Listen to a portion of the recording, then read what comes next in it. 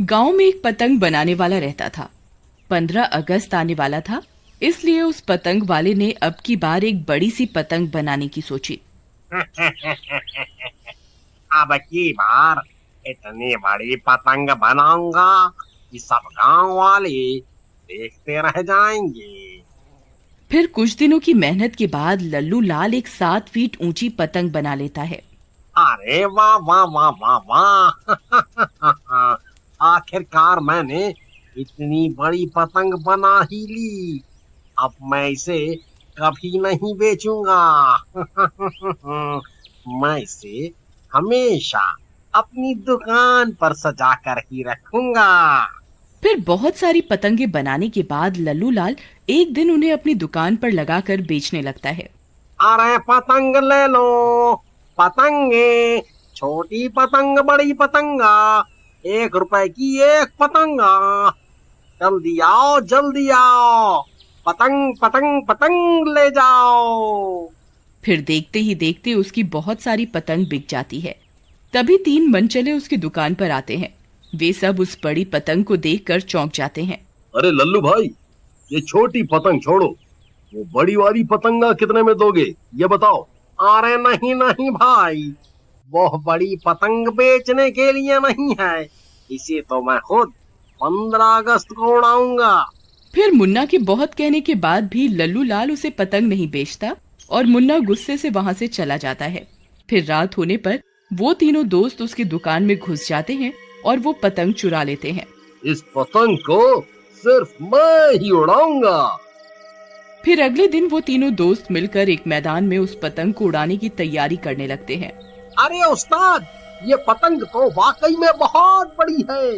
मुझे तो लगता है इस पतंग के साथ साथ मैं भी हवा में उड़ सकता हूँ। ओकी भाई, वैसे ख्याल बुरा नहीं है। ये पतंग अपने साथ एक आदमी को हवा में उड़ा सकती है। तभी वहां से एक लड़की गुजर रही होती है। ओ मेरी रानी, इधर जा रही हो? तेरी इतनी हिम्मत, रुक तुझे अभी बताती हूँ। फिर नीलम मुन्ना को एक तमाचा जड़ देती है। मुन्ना गुस्से में आ जाता है। तेरी इतनी हिम्मत, मुझे मारती है? रुक, तुझे अभी बताता हूँ। फिर वो तीनों नीलम को पकड़ लेते हैं। उस्ताद, मैं तो कहता हूँ इसे पतंग के साथ बांधकर हवा में उड़ाते हैं, मजा आ जाएगा। फिर वो तीनों मिलकर नीलम को पतंग के साथ बांध देते हैं। अरे नास मिटो, ये क्या कर रहे हो? मेरी जान लेना चाहते हो क्या? अरे मर गई रे। फिर रॉकी और बबलू पतंग का एक कोना पकड़कर खड़े हो जाते हैं और मुन्ना को कन्नी देने लगते हैं। उस्ताद, हवा सही चल रही है, हम पतंग को ऊपर की ओर छोड़ेंगे, आप इसकी डोर खींच देना। फिर वो दोनों पतंग को ऊपर की ओर छोड़ देते हैं और मुन्ना डोर खींच देता है और पतंग हवा में उड़ने लगती है। अरे वाह वाह वाह उस्ताद, पतंग तो सच में हवा में उड़ने लगी। अरे वाह वाह, आज तो मजा ही आ गया। अरे मर गई रे, कोई मुझे बचाओ बचाओ। अरे नास मिटो, मुझे नीचे उतारो। हे भगवान, ये मैं कहाँ फंस गई। क्यों मेरी राम प्यारी, ऊपर माहौल कैसे है? मजा आ रहा है ना? वहीं कुछ लोग और भी पतंग उड़ा रहे होते हैं। अरे मनोज, वो देख, कितनी बड़ी पतंग हवा में उड़ रही है। चल इससे पेचे लड़ाते हैं। तभी मनोज अपनी पतंग मुन्ना की बड़ी पतंग की ओर लाने लगता है। अरे उस्ताद, वो देखो, एक पतंग हमारी पतंग से पेचे लड़ाने आ रही है। हमें अपनी पतंग बचानी होगी, कहीं पतंग कट गई तो नीलम का क्या होगा? अरे कमबख्त, मुझे पेचे नहीं लड़ाने। लेकिन मनोज मुन्ना की बातों को अनसुना कर देता है और पेंचे लड़ा देता है। अरे मर गए रे। उस्ताद, डोर खींचो, हमारी पतंग कटनी नहीं चाहिए, नहीं तो अनर्थ हो जाएगा। अरे नास मिटे, जल्दी डोर को खींच, अगर मैं कट गई तो आज नहीं बचूंगी। तभी मनोज मुन्ना की पतंग काट देता है। अरे मर गई रे, अरे कोई मुझे बचाओ। तभी पतंग तेजी से नीचे की ओर आने लगती है और धड़ाम से जमीन से टकराती है और जोर से चीखने की आवाज आती है। वो तीनों बहुत डर जाते हैं। अरे उस्ताद, नीलम का क्या हुआ होगा? कहीं वो मर तो नहीं गई? फिर वो तीनों भागते हुए जाते हैं और कुछ ही देर में वहां पहुंच जाते हैं। वहां पहुंचकर उन्हें नीलम पतंग से बंधी हुई मिलती है। उसके सर से खून बह रहा होता है और उसकी सांसें बंद हो चुकी होती हैं। अरे उस्ताद, ये तो मर गई, अब क्या होगा? अरे भाई, मुझे तो पहले से ही डर लग रहा था। डरो नहीं, किसी को कुछ पता नहीं चलेगा। चलो जल्दी से इसे खोलो, हम इसे यहीं दफन कर देंगे, किसी को कुछ पता नहीं चलेगा। फिर वो तीनों नीलम की लाश को एक गड्ढे में डालकर दफन कर देते हैं और पतंग उठाकर वहां से भाग जाते हैं।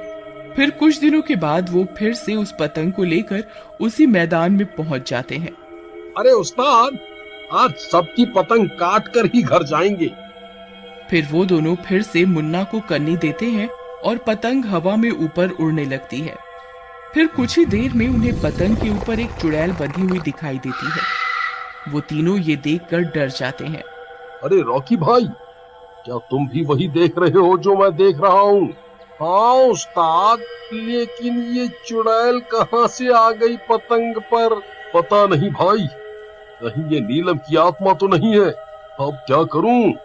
मुन्ना भाई, एक काम करो, पतंग की डोर छोड़ो और चलो जल्दी यहाँ से निकलते हैं। फिर जैसे ही मुन्ना पतंग की डोर छोड़ने लगता है, वो डोर उसके हाथों में लिपट जाती है। अरे उस्ताद, क्या कर रहे हो?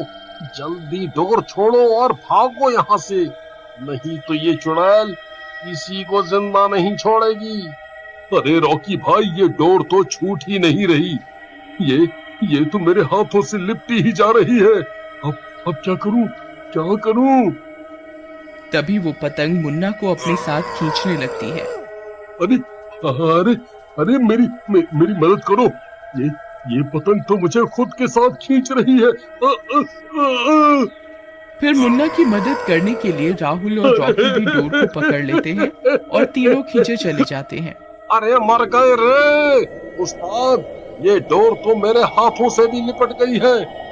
अब क्या करूं? फिर देखते ही देखते पतंग उन्हें अपने साथ हवा में उड़ाकर ले जाती है। अरे मर गए रे भाई मम्मी, हम नहीं बचने वाले। अरे चुड़ैल जी, हमें छोड़ दो, हमसे गलती हो गई। आई मम्मी। मुन्ना भाई, हम तो आसमान में उड़ रहे हैं भाई। आई हुई मम्मी। नीलम हमें माफ कर दो, हमसे गलती हो गई। तुम्हें माफ कर दूं? तुम्हारी वजह से मेरी जान गई। तुमने मुझे इस पतंग के साथ बांधा था। तुम तीनों की वजह से मेरी जान गई है। अब तुम तीनों भी मरोगे। अरे उस्ताद, अब क्या करें? अगर यहाँ से नीचे गिरे तो हम नहीं बचने वाले।